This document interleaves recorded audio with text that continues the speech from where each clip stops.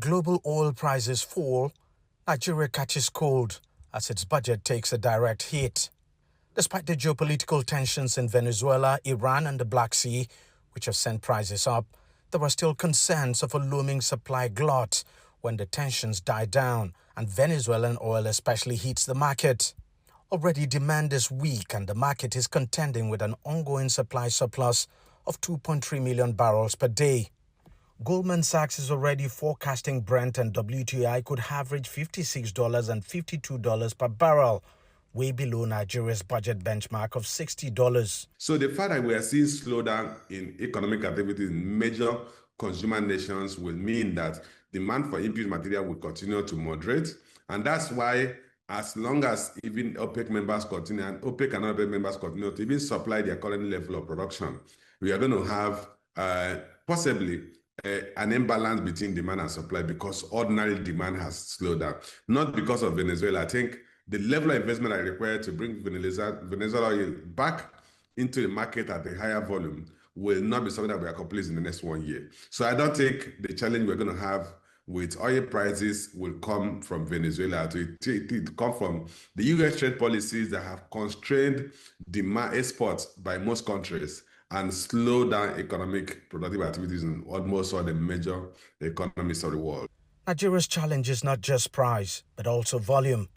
The country barely meets its OPEC production quota, and producing above 1.5 million barrels per day on a consistent and sustained basis has always been a tough struggle. And in the likely event of fresh OPEC production cuts, the country's budget will suffer further. The government, though, says it is ramping up production after curtailing oil theft in the country's oil-bearing region.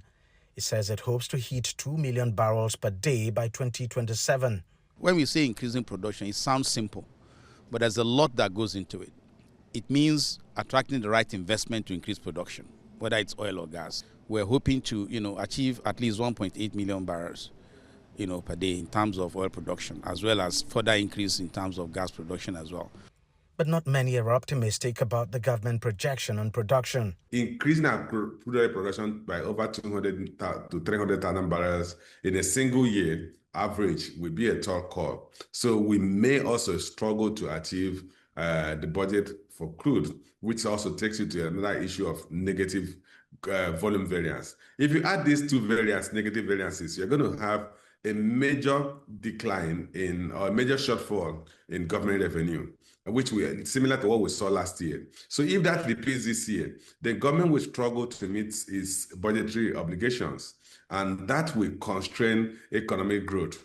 Despite oil accounting for under 5% of Nigeria's GDP, it still accounts for over 80% of the country's foreign exchange earnings. Any drop in oil revenue will directly impact the local currency and drive up foreign exchange, which has dire consequences in a country that is heavily import dependent. So we need to diversify and begin to produce some additional goods that have value addition.